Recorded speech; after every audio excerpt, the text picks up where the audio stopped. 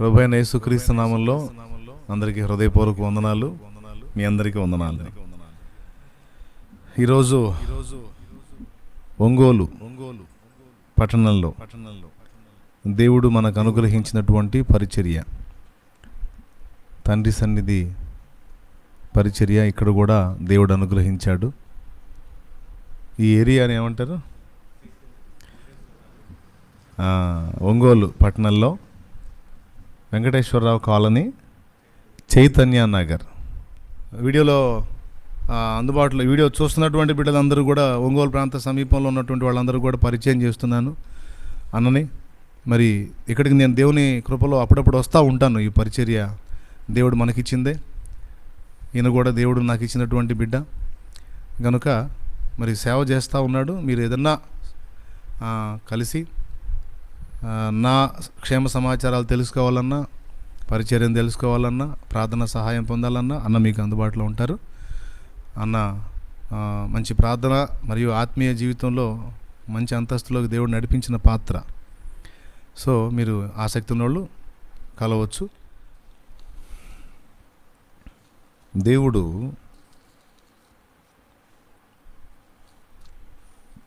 ప్రకటన గ్రంథము 3వ అధ్యాయము 19వ వచనంలో, నేను ప్రేమించు వారిని అందరినీ గద్దించి శిక్షించుచున్నాను అన్నాడు. మళ్ళీ చెప్తాను, నేను ప్రేమించు వారిని అందరినీ గద్దించి శిక్షించుచున్నాను అన్నాడు. ఈ మాటలో నుండి పరిశుద్ధాత్మ దేవుడు మనందరినీ దర్శించునుగాక. సాతాను శోధనలు యేసు నామములో తొలగిపోవునుగాక. ఆమేన్. ఈ మాట విన్నప్పుడు సహజంగా కొత్త వాళ్ళకి కొంచెం ఆశ్చర్యం కలిగిద్ది. ఎందుకు ఆశ్చర్యం కలిగిద్దంటే, ఎవరినైనా ప్రేమిస్తే వాళ్ళకి ఎలాంటి గద్దింపు జరగకుండా చాలా ప్రేమగా, సౌమ్యంగా వాళ్ళతో వ్యవహరిస్తారు. ఒకటి. రెండవది, వాళ్ళకి ఎలాంటి ఇబ్బంది కలగకుండా, ఎలాంటి సమస్య కలగకుండా జాగ్రత్త పడతారు, ఇబ్బంది కలిగించకుండా. అంతేనా కాదా? ఇప్పుడు నేను మీ ఇంటికి వచ్చాను, నేనంటే మీకు మంచి ప్రేమ ఉంది. ఆ ప్రేమను బట్టి మీరు నన్ను గద్దిస్తారా? సౌమ్యంగా మాట్లాడతారా? నాతో మీరు తీవ్రంగా వ్యవహరిస్తారా? సాత్వికంగా వ్యవహరిస్తారా? అంటే సాత్వికంగానే నడుచుకుంటారు. రెండవది, నన్ను ఇబ్బంది పెట్టడానికి ఎంత మాత్రం ప్రయత్నం చేయరు. ఎక్కడ ఇబ్బంది పడతానో అని జాగ్రత్త చేస్తూ ఉంటారు. మరి దేవుడు చెప్పిన మాట విచిత్రంగా అనిపిస్తుంది. నేను ప్రేమించు వారిని అందరినీ గద్దించి శిక్షించుచున్నాను అని వాడాడు.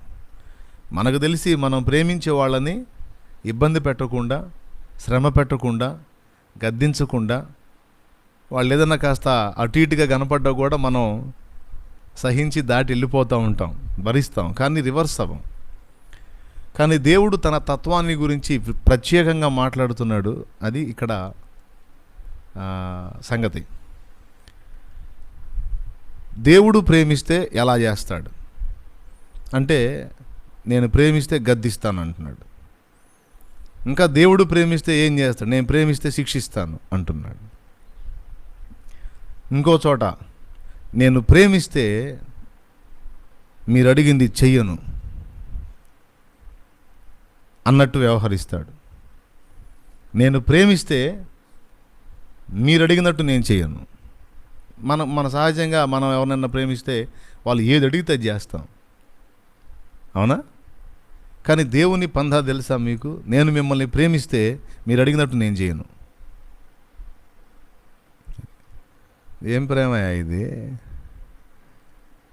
మనుషులు మేము ఎరిగిన ప్రేమకి భిన్నంగా ఉంది నీ ప్రేమ అని మనం అడుగుదాం దేవుడిని. కానీ దేవుడిచ్చే సమాధానం ఆయన దగ్గర ఉంది. ఇప్పుడు ఈ మాటలు ఒట్టిగా చెప్పలా, దేవునికి ఉండే లాజిక్ దేవునికి ఉంది. మూడో మాట దగ్గర నుంచి వద్దాం. నేను మిమ్మల్ని ప్రేమిస్తున్నాను కనుక మీరు అడిగింది నేను చేయను, నేను అనుకున్నది చేస్తా. అది సహజంగా దేవుని దగ్గరకు వచ్చి దేవుణ్ణి అడిగేటప్పుడు ఎక్కువ శాతం మంది నేను అడిగితే దేవుడు ఇస్తాడు, నేను అడిగితే విశ్వాసంతో అడిగితే దేవుడు ఇస్తాడు. నిజమే, విశ్వాసంతో అడిగితే దేవుడు ఇస్తాడు. నేను కోరితే దేవుడు తీరుస్తాడు. నీ నీ హృదయవాంఛ అంతా సఫలమవుతుంది, నీ కోరిక యావత్తు సఫలమవుతుందని కీర్తనలో ఉంది కనుక ఖచ్చితంగా నా కోరిక కూడా దేవుడు తీరుస్తాడని నమ్మటం కూడా మంచిదే. అలాగే విశ్వాసం ఉంచి ప్రార్థిస్తే దేవుడు జవాబిస్తాడన్నది కూడా నిజమే. అయితే అన్ని విషయాల్లో కాదు, కొన్ని విషయాల్లో. దేవుని దగ్గరకు వచ్చి దేవుణ్ణి అడిగే మనం దేవుణ్ణి ఒక ఏటీఎం మిషన్ లాగా చూడకూడదు. నువ్వు అడిగిందల్లా చేసేసే, నువ్వు చెప్పిందల్లా వినేసి నువ్వు అడిగిందల్లా చేసేదానికి దేవుడు నీ పనివాడు కాదు. ఇది ఫస్ట్ దేవుని బిడ్డలందరూ గుర్తుపెట్టుకోవాలి. దేవుడు ఎవరు కాదు, మన పనివాడు కాదు, మన సర్వెంట్ కాదు. ఆయన మన నాన్న. ఎవరు? నాన్న. నాన్న నువ్వు అడిగిందల్లా చేయడు. నువ్వు నువ్వు నువ్వు నువ్వు పడే పాటలన్నీ, నువ్వు చేసే పనులన్నీ చూస్తూ ఊరుకోడు నాన్న. ఒకవేళ అలా ఊరుకున్నాడు అనుకో, నువ్వు అడిగిందల్లా చేశాడు అనుకో, అతను ఒక ప్రేమగల తండ్రి అనిపించుకోడు. అర్థమైందా? దేవుడు మనకి ప్రేమగల తండ్రి. దేవుడు భక్తులకు వేసే శిక్షల్లో ఒక విచిత్రమైన శిక్ష ఏంటో తెలుసా? వాళ్ళు అడిగింది వాళ్ళకి ఇవ్వటం. దేవుడు తన భక్తులకు ఇచ్చేటువంటి పనిష్మెంట్స్లో ఒక డిఫరెంట్ పనిష్మెంట్ ఏంటంటే వాళ్ళు అడిగింది వాళ్ళకి ఇవ్వటం.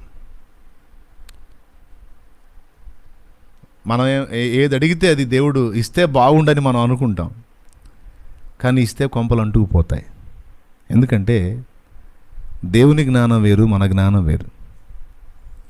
మన జ్ఞానంతో మనం అడుగుతాం, అడిగింది కీడా మేల, దానివల్ల ఫ్యూచర్ ఎలా ఉంటుంది, దానివల్ల మనకి ఎలాంటి నష్టం ఉంది, ఇవన్నీ మనకు తెలియవు. అడుగుతాం మనం. కానీ ఆయన ప్రేమగల తండ్రి కదా, మనం అడిగిన దానిలో మనకి కీడుందా మేలుందా అనేది ఆయన వివేచిస్తాడు. మన భవిష్యత్తులో తొంగి చూస్తాడు. చూసి మనం అడిగింది ఒకవేళ మనకే నష్టం కలిగించేదైతే ఆయన ప్రేమగా తిరస్కరిస్తాడు, కాదు అంటాడు. అది యుక్తమైందై మనకు క్షేమకరమైందైతే తప్పకుండా దేవుడు దాన్ని ఆమోదిస్తాడు. దేవుడు యజమానుడు, దేవుడు నాన్న, మనం బిడ్డలం. మరో కోణంలో ఆయన దాసురాండ్రం. దేవా నేను ఇది అడిగాను, నువ్వు నాకు ఎందుకు చేయవు అని అడిగేదానికి లేదు. మనం ఎందుకు చేయవు అంటే నీ మంచి కోసమే చేయలేదు అంటాడు. చేయమంటావా? చేస్తా. మరి నువ్వు అడిగింది నీకు ఇచ్చానంటే అదొక శిక్షగా మారిద్ది నీకు. మరి ఉదాహరణకి పూరేడు పెట్టెలు ఇశ్రాయేలు జనాంగానికి వాళ్ళ పాలెం చుట్టూ వచ్చి వాలేటట్టు చేశాడు దేవుడు. ఎందుకంటే వాళ్ళు, దేవుడు అన్ని రకరకాల ఆహారాలు తినిపిస్తున్నాడు, వాటితో పరలోక మన్నాను కూడా తినిపిస్తున్నాడు వాళ్ళకి. దేవుడు వాళ్ళకి ఆకలి ఏం కలగనిలా సమృద్ధిగా ఫుడ్ పెట్టాడు, కడుపు నిండా తిండి పెట్టాడు. కానీ తిని మాంసాపేక్ష గలవారై పాత్రల యొద్ద రోదనము చేశారు. మాకు మాంసం కావాలి, మాంసం లేదు, ఐగుప్తులం మేము భలే తిన్నాం, ఏదన్నా చెప్పు, ఐగుప్తులం మేము అప్పుడు అట్లా బాగున్నాం, ఎట్లా. కొంతమంది అంతే, దేవుడిని నమ్ముకున్నాకేంది ఎట్ట అవుతుంది, లోకంలో ఉన్నప్పుడే బాగుంది, లోకంలో ఉన్నప్పుడే అట్టున్నా, లోకంలో ఉన్నప్పుడే ఎట్లున్నా, లోకంలో ఉన్నప్పుడే అసలు అలా జరిగింది, ఆ లోకంలో ఉన్నప్పుడే ఎలాగున్నాను, లోకంలో ఉన్నప్పుడే ఒకళ్ళకి ఇచ్చే స్థితిలో ఉన్నాను, ఇప్పుడేందో ఏసయ్యను నమ్ముకున్నాక ఒక అప్పులు అడుక్కునే పరిస్థితి వచ్చింది, లోకంలో ఉన్నప్పుడే బాగుండు, మా ఆవిడ నేను చెప్పినట్టుంది, ఇప్పుడు దేవుళ్ళలోకి వచ్చినాక రివర్స్ అయిపోతుంది, లోకంలో ఉన్నప్పుడే బాగుండు, మా ఆయన నేను చెప్పినట్టు విన్నాడు, ఇప్పుడు రివర్స్ అయిపోతున్నాడు, లోకంలో ఉన్నప్పుడే బాగుంది, అప్పుడే. ఇదంతా ఇశ్రాయేలీల వ్యవహారం అన్నమాట. వీళ్ళు ఐగుప్తులో తన్నులు తిన్నారు, బానిస బతుకు బతికారు, నానా బాధలు పడ్డారు. టయానికి కూడుబెట్టలేదు, వాళ్ళు సరైన వస్త్రం ఇవ్వలేదు. పొద్దున్న నుంచి సాయంత్రం దాకా రాత్రి పగలు తేడా లేకుండా వెట్టి చాకిరీ చేయించారు. కదిలితే అంటారు మాకు ఐగుప్తులో మోసం తిన్నాం మేము అంటారు. ఐగుప్తులో మాకు కీరకాయలు దోసకాయలు గుర్తొస్తున్నాయి అంటారు. అంతసేపు పెట్టారా వీళ్ళకి? నిజంగానే వీళ్ళు నిజంగా ఐగుప్తులో సుఖపడ్డారా? సుఖపడితే నిట్టూర్పులెందుకు? సుఖపడితే అంగలార్పులెందుకు? సుఖపడితే మొర్ర పెట్టడం ఎందుకు దేవునికి? నిర్గమకాండం 3వ అధ్యాయంలో దేవుడు ఏం చెప్తున్నాడు మోషేతో? వారు మూలిగిన మూలుగులు, వారి నిట్టూర్పులు, వారి మొర్ర నిశ్చయముగా నాకు వినబడింది అన్నాడు. వాళ్ళు సుఖంగా ఉంటే ఇవన్నీ ఎందుకు వచ్చినాయి? లేదు, భయంకరమైన క్షోభ అనుభవించి విడుదల కొరకు మూలిగారు. దేవుడు వచ్చి విడిపించి బయటికి తీసుకొచ్చి అడుగడుగున తోడై నీడై కాపాడుతూ, బండ నుండి నీరిస్తూ, ఆకాశం నుండి ఆహారం కురిపిస్తూ, భూమి మీద మానవజాతి మిగిలిన జనాంగం ఏ జనాంగం కూడా తినని ప్రత్యేకమైన ఆహారం, పరలోకము నుండి కురిపించబడిన ఆహారం వాళ్ళకు పెట్టి, పగలు మేఘస్తంభమై వాళ్ళకి ఎండదెబ్బ తగలకుండా నీడనిచ్చి, రాత్రి అగ్నిస్తంభమై వారికి వెలుగునిచ్చి అడుగడుగున కాపాడుకుంటూ వస్తుంటే వీళ్ళు అంటారు కొద్దిగా ఏదన్నా వాళ్ళకి మైండ్ తిరిగితే చాలు ఐగుప్తులో బాగుంది మాకు, కొంతమంది మాకు లోకంలో బాగుంది, అప్పుడే బాగుంది. అప్పుడు దేవుడు ఏమంటాడంటే అప్పుడే బాగుందా? అట్లయితే ఒక్కసారి జూట్ రుచి అంటారు. మళ్ళీ ఒకసారి గుర్తు చేసుకుంది కానీ పద అంట. వీళ్ళ పని అంతే అయింది. మాకు ఐగుప్తులో అన్నీ దొరికినాయి, మాకు ఇక్కడ మాంసం లేదని మాంసం కోసం ఏడ్చారంట. మాంసం కోసం ఏడ్చారు. దేవుడు ఏం చేశాడు? పూరేడు పెట్టెల్ని రప్పించాడు. తినండి రా, ఎంత మాంసం తింటారో తినండి అంటే ఆ పూరేడు పెట్టెలు అన్నిటిని సమకూర్చుకొని మాంసం రెడీ చేసుకొని తింటూ ఆ మాంసం వారి పండ్లలో ఉండగానే వారిలో అనేకులు వ్యాధి బారిన పడ్డారు, తెగులు బారిన పడ్డారు, ప్రాణాలు కోల్పోయారు. వారు అడిగింది వారికి చేసినందుకు వారికి ఏ గతి పట్టిందో చూడండి. అర్థమైందా నేను చెప్పింది? వారు అడిగింది వారికి చేసినందుకు వారికి ఏ గతి పట్టింది? ఉన్నారా పోయారా? తీద్దాం. 2వ పాయింట్, బిలాముకు ఒకసారి చెప్పాడు. బాలాకు అనే రాజు బిలాముకి కబురు పెట్టాడు, ఎవరో ఇశ్రాయేలు జనాంగం అంట మా మోయాబు రాజ్యం మీదకి వచ్చారు, ఆ గుంపు చూస్తే విస్తారంగా ఉంది, వాళ్ళందరూ మా రాజ్యం మీద పడ్డారంటే ఏమీ ఉండదు, కాబట్టి నేను వాళ్ళతో యుద్ధమాడి వాళ్ళని జయించలేను గనుక అయ్యా బిలాం గారు, మీరు నోటితో ఏం బలిగితే జరిగిద్ది అని నాకు తెలుసు, మీరు వచ్చి ఒట్టిగా ఏం వద్దులేండి, తగిన పారితోషికం తమరికి ఇచ్చుకుంటాను, మీరు వచ్చి తమ బంగారు నోటితో ఆ జనాంగాన్ని ఒకసారి శపిస్తే పోయిన కాడికి పోతారు, కొద్ది గొప్ప మిగిలితే వాళ్ళని యుద్ధం చేసి నేను చంపేస్తా, కాబట్టి మీరు వచ్చి శపించండి అని సంఖ్యాకాండం 22 తర్వాత ధ్యానం చేసుకోండి కబురు పెడితే ఈ సమాచారం తీసుకొని బిలాం అనేవాడి ఇంటికి వస్తారు. బాలాకు రాజు దగ్గర నుండి దూతలు వస్తే ఈయన అంటాడు, ఈ రాత్రి ఇక్కడ ఉండండి, దేవుడు నా దగ్గరకు వస్తాడు, ఆయన ఏది చెబుతాడో అది చెప్తా, ఆయన వెళ్ళమంటే వస్తా, ఆగమంటే ఆగుతా అని చెప్పాడు. అలాగేనండి అయ్యగారు అని వాళ్ళు ఆగారు. వాస్తవంగా ఇతను ఇశ్రాయేలీయుడు కాదు, ఇతడు అన్యుడు. ఈ బిలాం అనేవాడు అన్యుడు కాబట్టే ఇశ్రాయేలీని శపించడానికి బాలాకు చేత పిలవనంపబడ్డాడు. అయితే అతను వెంటనే వెళ్ళలేదు, కానీ దేవుడిని అడిగి దేవుడు వెళ్ళమంటే అప్పుడు వస్తానని వాళ్ళని ఆపాడు. నిజంగానే ఆ రాత్రి దేవుడు బిలాం దగ్గరకు వచ్చాడు. ఏం బిలాం, ఎవరు వీళ్ళు అన్నాడు. బాలాకు రాజు అనుచరులండి, మరి ఇలాగా ఈ కారణం కోసం వచ్చారు, ఆ ఇశ్రాయేలీలంట ఎవరో జనాంగం, వాళ్ళని నేను శపించాలంట, ఎందుకంటే వాళ్ళకి భయపడుతున్నాడు, మరి మీరు ఆమోదిస్తే నేను పోయి శపిస్తాను అని. దేవుడు అన్నాడు, వారు ఆశీర్వదించబడిన వారు, నేనే దీవించాను, నువ్వు అలాగ చేయకూడదు అని చెప్పాడు. ఒకసారి దేవుడు కాదు అన్న తర్వాత మళ్ళీ మనం అవును అనిపించడానికి ట్రై చేయకూడదు. అట్లా. కాదు అంటే కాదు అంతే. మనం దేవుని చేతిని మెల్లి తిప్పలేముగా. తిప్పితే ఎవరి మొహం పగిలిద్ది? దేవుని చేతిని మెల్లి తిప్పితే ఎవరి మొహం పగిలిద్ది? ఆయనకేం కాదు, మన మొహమే పగిలిద్ది. కాబట్టి దేవుని చేతిని మెల్లి తిప్పడానికి ట్రై చేయకూడదు. సరే, ఆ రోజు రాత్రి దేవుడు చెప్పాడు కదా, వారు ఆశీర్వదించబడిన వారు, నేనే వారిని దీవించున్నాను, నువ్వు అలాగూ చేయకూడదు, నువ్వు శపించకూడదు. అసలు నాకు అర్థం కాదు, శపించటం అంటే ఎవరిని శపించాలా? ఏ కారణం చేత శపించాలా? బిలాము దేవుని కృప పొందుకుంది శాపాలు పెట్టడానిక? తన జోలికి వచ్చి తనని ఇబ్బంది పెడితే తప్పనిసరి పరిస్థితుల్లో ఎలీషా చేశాడు, ఏలియా చేశాడు. కొండ మీద కూర్చున్నాడు ఏలియా. 50 మంది మీద అధిపతి అయిన వాడు 50 మంది గుంపును వేసుకొని వచ్చి, దైవజనుడా దా త్వరగా దిగిరా అన్నాడు.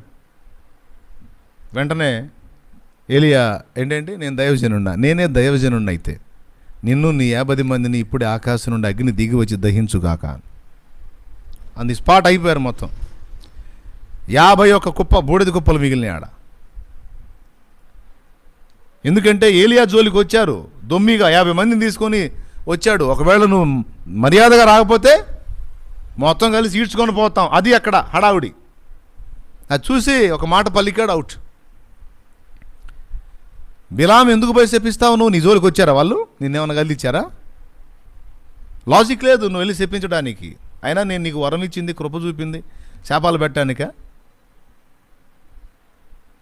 సరే, అదంతా వేరే సంగతి. నువ్వైతే వారిని శపించకూడదు, వారు ఆశీర్వదించబడిన వారు అన్నాడు దేవుడు. అన్నప్పుడు మళ్ళీ ఎట్లా సాహసం చేస్తావు? కానీ బిలాము ఆ మాట వాళ్ళకి చెప్తాడు. అయ్యా, దేవుడు వచ్చాడు రాత్రి, అడిగాడు, మరి ఇట్లా అని చెప్పాను, నువ్వు వెళ్ళకూడదు అన్నాడు. బాలాకు తన ఇంటెడు బంగారం ఇచ్చిన. బిలాము రానన్నాడని చెప్పండి, పొండి అన్నాడు. వాళ్ళు వెళ్ళి అలా అని చెప్పారు. ఇదేంట్రా రానంటున్నాడు, ఒకవేళ రాకపోతే పరిస్థితి ఏంటి? ఎట్లనన్నా కానీ రావాల్సిందే, ఆయన తేవాల్సిందే అని మళ్ళా వీరికంటే ఎక్కువ అధికారం గల అధిపతుల్ని మరికొందరిని పంపించాడు. మీరన్నా వెళ్ళి అతను బ్రతిమలాడి ఎట్లనన్నా తీసుకురండి అంటే, వారికంటే ఎక్కువ అధికారం కలిగిన అధిపతులు వచ్చారు మళ్ళా బిలాం దగ్గరికి. ఈసారి సొమ్ము సంచి కూడా తీసుకొని వచ్చారు. అయ్యా, మా రాజుగారు పంపించాడు, మరి మీరు ఒక సహాయం చేయకపోతే ఇప్పుడు బయటపడే ప్రసక్తి లేదు, కాబట్టి ఎట్లన్నా కానీ కొంచెం తోడ్పాటు అందించండి, కొంచెం సహకరించండి, అర్థం చేసుకోండి, మా రాజుగారు బ్రతిమాలుతున్నాడు, రాజంతటి వాడు అడుగుతున్నాడు అంటే ఇంకా ఆలోచించు నువ్వు. మరి రాజంతటి వాడు అడిగితే దేవుడు అంతటి వాడు చెప్పాడు కాదని. నీకు దేవుడు ఎక్కువ, రాజు ఎక్కువ? కానీ మనోడు మెత్తబడ్డాడు. ఎవరు? బిలాము. ఈ రాత్రి మీరు ఇక్కడే బస చేయండి, యెహోవా ఏమి సెలవిచ్చునో రేపు మీకు చెబుతాను అన్నాడు. ఇంకేం సెలవిస్తాడు? ఒకసారి కాదు అన్న తర్వాత మళ్ళీ ఏం సెలవిస్తాడు దేవుడు? ఆయన అవునని కాదను వాడై ఉండలేదు, కానీ అవునంటే అవును, కాదంటే కాదు. నిన్నటి రోజున వాళ్ళు ఆశీర్వదించబడిన వాళ్ళని ఇవాళ రోజున శపించబడ్డ వాళ్ళు అంటాడా? అనడుగా.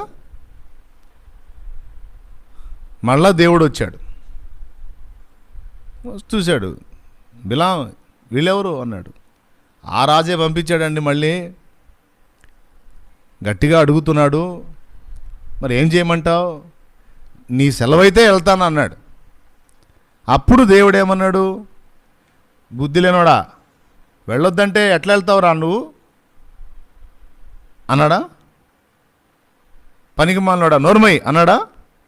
అలా వెళ్ళు అన్నాడు. అదే చెబుతుంది, మనం అడిగింది మనకు ఓకే చేశాడంటే,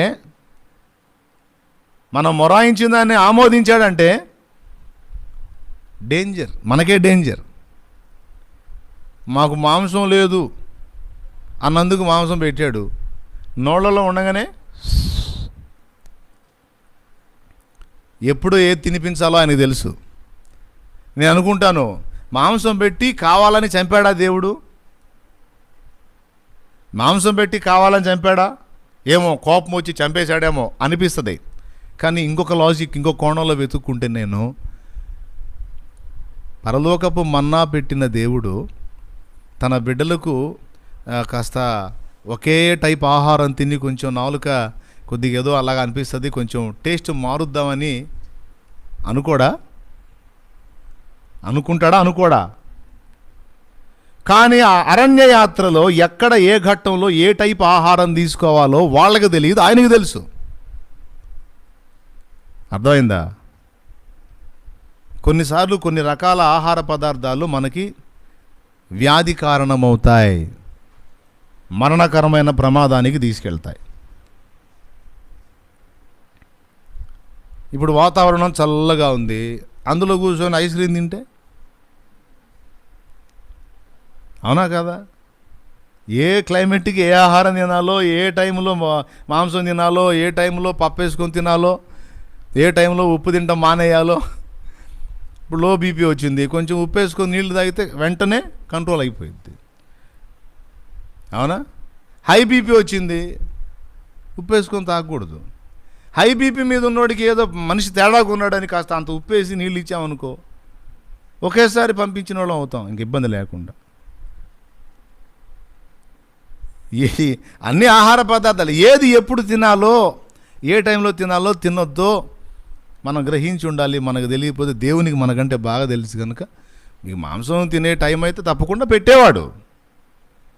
అరే నీకోసం ఇన్ని చేసినోడు నీకు మాంసం పెట్టడు? అట్లాగా అంటే దేవుని చేతిని తిప్పడానికి, శోధించడానికి అన్నమాట. అది డేంజర్. కాబట్టి కొన్నిసార్లు దేవుడు ప్రేమతోనే మనం అడిగిన వాటిని కాదంటాడు. దేవుడు ఇవ్వని దాన్ని బట్టి కూడా దేవునికి స్తోత్రం చెప్పు గట్టిగా. దేవుడు ఇచ్చిన దాన్ని బట్టి కూడా స్తోత్రం చెప్పు. అడిగేటప్పుడు నీ చిత్తమైతే, నీకు ఇష్టమైతే నాకు ఇది చెయ్యి తండ్రి అని అడుగు. అంతేగా నాకు ఇష్టం ఇది నువ్వు చెయ్యి, ప్రభువా నాకు ఇష్టం తండ్రి నాకు ఇప్పుడు ఇది చెయ్యి అంటే, అరే నీకు ఇష్టం బాగానే ఉంది కానీ అది చేస్తే నీ పని అయ్యిద్ది మరి అంటే, అయితే అయిందిలే ప్రభువా చెయ్యి అంటే, ప్రేమగల తండ్రి ఎట్లా చేస్తాడు? ఏంట్రా చేసేది? నువ్వు నాకు యజమానుడువా, నేను నీకు యజమానుడినా? నువ్వు నాకు తండ్రివా, నేను నీకు తండ్రినా? ఏం తెలుసురా నీకు? నోరు మొయ్యి అంటాడు. నేను ముయ్యను, చెయ్యి అన్నావు అనుకో, సరే చావు అని వదిలేస్తాడు. ఇంకంతే నీ కథ అయిపోతుంది. బిలాం కథ అదే అయింది. ఒకసారి చెప్పాడు వద్దురా అని, వినాల. రెండోసారి కూడా అడిగాడు. అంటే అర్థమైంది, అంటే దేవుడి అభిప్రాయం మారుద్దామని ఇతని ఫీలింగ్. నిజమే, ఇతను అనుకున్నదే చేశాడు దేవుడు, తన అభిప్రాయం మార్చుకున్నట్టుగానే. బిలాం వెళ్తావా అంటే, ప్రభువా మీ సెలవైతే సరే వెళ్ళు ఆయన నువ్వు ఆశీర్వాదం ఇచ్చినా శాపం ఇచ్చినా నేను ఆమెనంటేనే జరుగుతుంది. కాబట్టి నువ్వు అక్కడికి వెళ్ళిన తర్వాత నేను ఏ మాటలు పలికిస్తానో ఆ మాటలు నీ నోట వస్తాయి, నువ్వు అనాలనుకున్నవి నీ నోట రావు, పో అంటాడు. వెళుతున్న మార్గ మధ్యలో ద్రాక్ష తోటల మధ్యలో గుండా పోతుంటాడు మనోడు. ద్రాక్ష తోటలకు అప్పట్లో కాంపౌండ్ వాల్స్ కట్టుకునేవాళ్ళు. ఈ నక్కల బారిన పడకుండా తోటలో భద్రత కోసం గోడలు కట్టుకునేవాళ్ళు. ఆ తోటకి, ఈ తోటకి ఆ తోటకి మధ్య దారి లాంటిది ఉంటే ఆ దారిలో గాడిద ఎక్కి పోతున్నాడు. మొత్తాన్ని గెలిచాడు కదా దేవుని దగ్గర, అనుకున్నది సాధించాడుగా. రాజును సంతోషపెట్టడానికి, సోది సొమ్ము సంపాదించుకోవడానికి ఆనందంగా ఎక్కాడు గాడిద మీద ఎగిరి. గాడిద పోతూ ఉంది. కరెక్ట్గా ద్రాక్ష తోటల మధ్యలోకి రాగానే, ఆ రెండు గోడల మధ్యలోకి రాగానే ఏం జరిగిందో దానికి తెలియదు, సడన్గా బెదిరింది. ఒక పక్కకి పడిపోయి ఆ గోడకేసి ఆ గోడకి ఇతని కాలుని ఒత్తుతూ ఉంది. నలిగిపోయింది పాపం బిడ్డకి. కింద పడ్డాడు, కింద పడి కొట్టాడు దాన్ని. ఏమే నీకు మెంటలెక్కిందా, పిచ్చిగాడిదా అని కొంచెం ముందుకెళ్తే మళ్ళా అదే పని చేసింది. అప్పుడు బెత్తం తీసుకొని కొట్టడం మొదలుపెట్టాడు దాన్ని. అప్పుడు అది నోరు తెరిచి మాట్లాడుతుంది గాడిద. ఏమన్నా తెలుసా? అయ్యా యజమానుడా, నీకేమన్నా మైండ్ పని చేస్తుందా? ఎందుకు నన్ను కొడుతున్నావు? ఎందుకు కొట్టడం ఏంది? నా కాలు చూడు ఏమైందో. బుద్ధి లేదా నీకు? నేను పైన కూర్చున్నాను కదా, ఎందుకు నన్ను గోడకేసి వచ్చావు? ఎప్పుడన్నా ఇలా చేశానయ్యా అంది గాడిద. యజమానుడా, నీకెప్పుడన్నా ఇలా చేశానా? ఎప్పుడు చేయలా, ఈరోజే వచ్చింది. ఎందుకు వచ్చిందో నీ కళ్ళు కనపట్టల్లా, కాస్త కళ్ళు తెరిచి చూడు ఎదురు ఎవరు ఉన్నారా అంది. గాడిదకి కనపడుతున్నాడు, ప్రవక్తకు కనపడలా. ఎవరో తెలుసా? వరదూసిన ఖడ్గము చేబూనిన యెహోవా దూత బిలాము మార్గమునకు అడ్డంగా నిలబడ్డాడు. చూడు ఎవరున్నారో ఎదురు. ధనాపేక్షతో, దురాశతో నీ కళ్ళు గుడ్డి కళ్ళు అయిపోయినాయి. నీ కళ్ళ ముందు ఎవరున్నారో కనపడని అంధుడవైపోయావు. అంటే అప్పుడు చూస్తే కనపడ్డాడు. గుండె జారిపోయింది మనోడికి. అడిగాడు, ఎందుకురా గాడిదని కొట్టావు? అడ్డగాడిదే. ఈ 2 మారులు నిన్నది కాపాడింది, లేకపోతే చంపేసేవాడిని నిన్ను అన్నాడు. ఈయన ఖడ్గం ఎత్తినప్పుడల్లా గాడిద పక్కకు తీసింది అతన్ని. 2 times నిన్ను సేవ్ చేసింది, లేకపోతే అవుట్ నువ్వు. అయ్యా నువ్వు వద్దంటే వెళ్ళిపోతానయ్యా. నేనెందుకు వద్దంట? బయలుదేరావుగా పో. చివరికి మీరు బిలాం స్టోరీ చూడండి. అక్కడికి వెళ్ళి ఇశ్రాయేలును శపించడానికి 7 బలిపీఠాలు కట్టి 7 ఎడ్లను వధించి 7 ఎడ్లను దహన బలులుగా అర్పించి 7 మార్లు వారిని శపించడానికి ప్రయత్నం చేసి 7 మార్లు వాళ్ళని దీవించేస్తాడు ఫుల్లుగా. హల్లెలూయా. 7 మార్లు కూడా ఫస్ట్ బలిపీఠం కట్టి శపిద్దామని నోరు తెరిస్తే అన్ని దీవెనలే వస్తాయి. బాలాకు ఆశ్చర్యపోయి, బాబు తమరికి ఫీజు కట్టి మరీ తెచ్చుకుంది దీవించడానికి కాదండి, శపించడానికి. మళ్ళీ 2వ బలిపీఠం కట్టి దాని మీద ఎద్దును వధించి దాని మీద వేసి దాని దహన బలిగా అర్పించి మళ్ళీ నోరు తెరుస్తాడు శపిద్దామని. నోరు తెరిచి ఏమని శపించేది? యెహోవా శపించలేదే. యాకోబు సంఖ్యను ఎవడు లెక్కింపగలడు? ఆ జనము ఒంటిగా నివసించును, అది బలము గల జనమగునని. ఇక అన్ని దీవెనలు గుమరెత్తుంటాడు. మళ్ళా అది చెబుతుంది. మనల్ని దేవుడు ఆశీర్వదించడం మొదలుపెట్టినప్పుడు శాపం పెట్టిన శాపాలు కూడా దీవెనలుగానే మారిపోతాయి. చెప్పినప్పుడు వినాలా, ఆగమన్నప్పుడు ఆగాల, ఎగస్ట్రాలు చేయకూడదు. అవునా? బిలాం ఏం చేశాడు? దేవుని చేతిని మెల్లిప్పడానికి ట్రై చేసి తన మెడకే వేసుకున్నాడు. చివరికి బిలాము లైఫ్ ఒక విషాదాంతం. దేవుడు వచ్చి కూర్చొని ఎంతో అద్భుతంగా మాట్లాడినటువంటి అనుభవం కలిగిన బిలాము భ్రష్టుడైపోయి చివరికి నరకపాత్రుడైపోయాడు.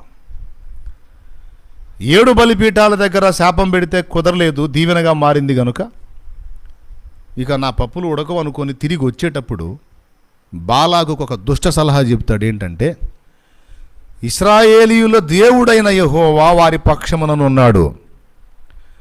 నువ్వు కానీ నేను కానీ మరి ఏ శత్రువు కానీ వారిని ఏమీ చేయలేడు. ఎందుకో తెలుసా? భూమి ఆకాశములకు సృష్టికర్త ఎవరైతే ఉన్నాడో ఆయన వారికి తోడై ఉన్నాడు. ఇక ఆయన ఉండంగా వాళ్ళని ఢీ కొట్టాలంటే, వాళ్ళని నిర్మూలన చేయాలంటే, వాళ్ళని పాడు చేయాలంటే వాడికి నామరూపాలు లేకుండా పోతాడు. ఎందుకంటే వాళ్ళతో పెట్టుకున్నాడు సృష్టికర్తతో పెట్టుకున్నట్టే. వాడు అవుట్. వాడెంతటి బలవంతుడైనా, భూమి మీద వాడెంతటి వాడైనా దేవుని బిడ్డతో పెట్టుకుంటే వాడికి మహా డేంజర్. ఎందుకంటే దేవుడే గదులుతాడు. మరి మీరేమి చేయకుండానే వెళ్తున్నారు, సొమ్ము తీసుకున్నారు, ఏం చెప్పకుండా వెళ్తున్నారు, మరి ఎట్లా అంటే తీసుకున్నందుకు నీకు న్యాయం చేస్తా. ఏంటంటే ఏ దేవుడైతే వాళ్ళకు తోడై ఉన్నాడో వాళ్ళని నాశనం చేస్తే ఆ దేవుడే చేయాలి, తప్పించి ఇంకా ఎవ్వడికి చేత కాదు. అవునా? వారి దేవుడే వారికి రివర్స్ అవ్వాలా. మరేం చేయాలంటే ఏం లేదు, వాళ్ళకి స్త్రీలను ఎరగా వేసి, ఇశ్రాయేలు జనాంగానికి స్త్రీలను ఎరగా వేసి వాళ్ళని వ్యభిచార పాపంలో పడవే. నంబర్ 1. రెండవది, వారి దేవుడైన యెహోవాకు తప్ప మరి దేనికిని వారు సాగిలపడకూడదు, నమస్కరించకూడదు, వేరేదేది స్వీకరించకూడదు. వాళ్ళని ఇలాగ ఎరవేసి, స్త్రీలను ఎరవేసి వ్యభిచార పాపంలో పడేయటమే కాదు, విగ్రహారాధన కూడా వారి చేత చేయించు, విగ్రహార్పితం వారి చేత తినిపించు. ఈ 2 చేస్తే వారి దేవునికి వారి మీద కోపం వచ్చి నీకు నాకు ఇక చాకిరి లేదు, ఆయనే వాళ్ళని చంపేస్తాడు అని ఒక ఒక ఒక దయ్యపు సలహా ఇచ్చిపోయాడు. అదే దేవుడు వద్దన్నప్పుడు ఆగితే ఇంత దరిద్ర పని చేసుకొని శాపగ్రస్తుడయ్యే అవసరం ఉండేది కాదు కదా. వాడు చెప్పిన ఆ దిక్కుమాలిన సలహా వల్ల ఇశ్రాయేలులో దాదాపు 22,000 మంది చనిపోయారు. దేవుని ప్రజలు దాదాపు 22,000 మందిని దేవుడు కోల్పోవడానికి బిలాము చెప్పిన దిక్కుమాలిన సలహా కారణమైంది. ఇదే మాట ప్రకటన గ్రంథంలో అంటాడు. పెర్గములోనున్న సంఘపు దూతకి ఇలాగు రాయుము అని మొదలుపెట్టి, ఇశ్రాయేలుకు ఉరియొడ్డుమని బాలాకునకు నేర్పిన బిలాము బోధన అనుసరించువారు నీలో ఉన్నారు అంటాడు. ప్రకటన గ్రంథము 2వ అధ్యాయము 14వ వచనం. అయినను నేను నీ మీద కొన్ని తప్పిదములు మోపవలసి ఉన్నది, అవేవనగా విగ్రహములకు బలి ఇచ్చిన వాటిని తిన్నట్లును, జారత్వము చేయునట్లును, ఇశ్రాయేలీలకు ఉరియొడ్డుమని బాలాకునకు నేర్పిన బిలాము బోధన అనుసరించువారు నీలో ఉన్నారు. వాడు నేర్పిన బోధ అది. దానివల్ల దాదాపు 22,000 మంది ప్రజలు ఎఫెక్ట్ అవుతారు, దేవుని ప్రజలు. చివరికి బిలాము కత్తి చేత చంపబడతాడు. బిలాము ప్రజెంటు పాతాళములో ఉన్నాడు. చూడండి, దేవునితో నడిచినవాడు, దేవునితో అడుగులు కలిపినవాడు, దేవుడు వచ్చి ఒక స్నేహితుడిలాగా ముఖాముఖిగా కూర్చొని మోషేతో మాట్లాడినంత సమీపంలో మాట్లాడాడు బిలాముతో. కానీ బిలాము దేవుని మాట వినకుండా దేవుడే తన మాట వినాలని ప్రయత్నించినందుకు, దేవుడు ఆమోదించినందుకు వాడికి ఆ గతి పట్టింది. ఇప్పుడు చెప్పండి, నువ్వు అడిగినన్ని దేవుడు చేయాలా? అడగండి, ఎవరు అడుగుతారో. నువ్వు అడిగినన్ని దేవుడు చేయాలా?